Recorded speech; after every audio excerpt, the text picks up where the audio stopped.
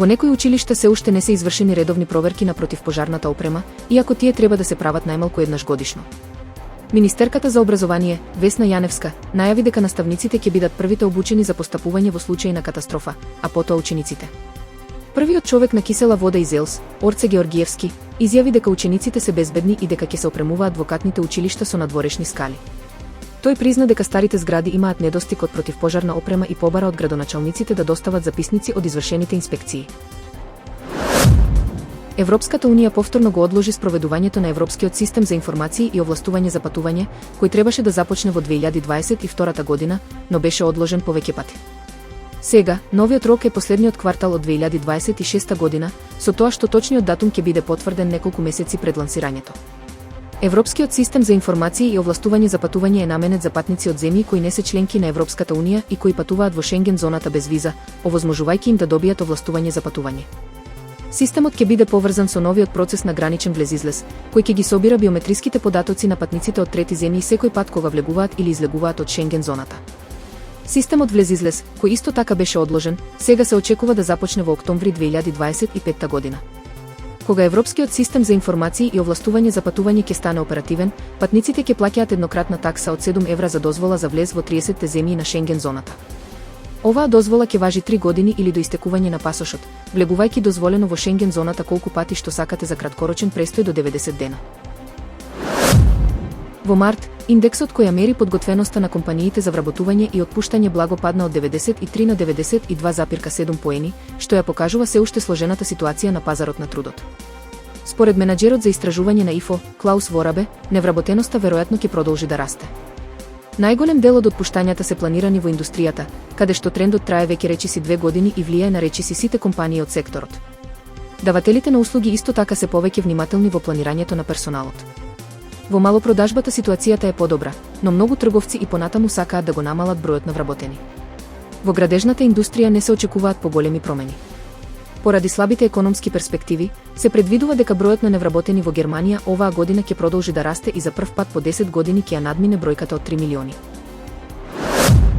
Протекционистичките мерки, особено новите царини на САД за увоз на возила, го комплицираат бизнисот на германските компании, според истражувањето на Германската стопанска комора.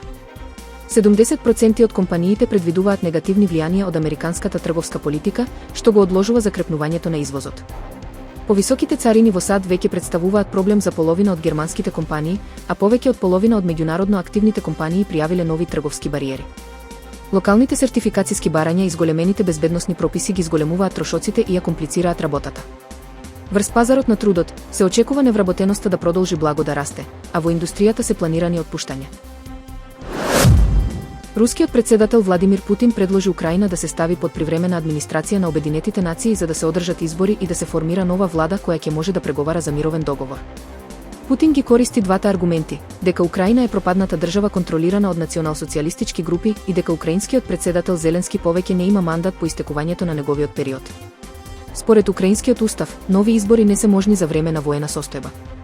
Путин повтори дека Русија сака мир, но не на своја штета, и изрази увереност во воената победа, тврдејќи дека руските сили веќе освоиле големи делови од Украина. Во одговор, Белата куќа истакна дека управувањето со Украина се одредува според нејзиниот устав и одлуките на населението.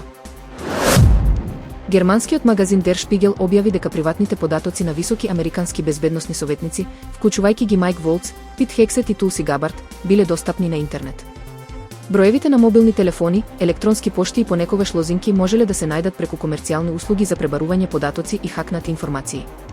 Овие податоци, меѓу кои и за советници кои планирале воздушни напади врз Јемен, биле изложени на интернет, што довело до загриженост за безбедноста. Скандалот се однесува и на групен чет во апликацијата Signal, каде што беа вклучени високи функционери како подпредседателот J.D. Vance и други. Откриено е дека тие разговарале за чувствителни воени планови, што можело да ја загрози безбедноста на американските војници во Јемен. Албанскиот премиер Еди Рама објави дека процедурите за затворање на TikTok во Албанија се завршени, по трагичната смрт на тинејџер предизвикана од кавга на оваа платформа. Тој предупреди дека користењето бесплатни VPN за пристап до TikTok ќе ги изложи граѓаните на ризик од хакери и ги советуваше да се воздржат од користење на платформата додека не се воведе безбедносен план за тинејџерите.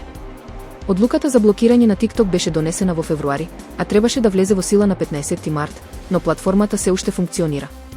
Опозицијата ја критикува оваа одлука како цензура, а новинарските здруженија побараа поништување на одлуката од Уставниот суд, тврдејќи дека е во спротивност со Уставот и Конвенцијата за човекови права.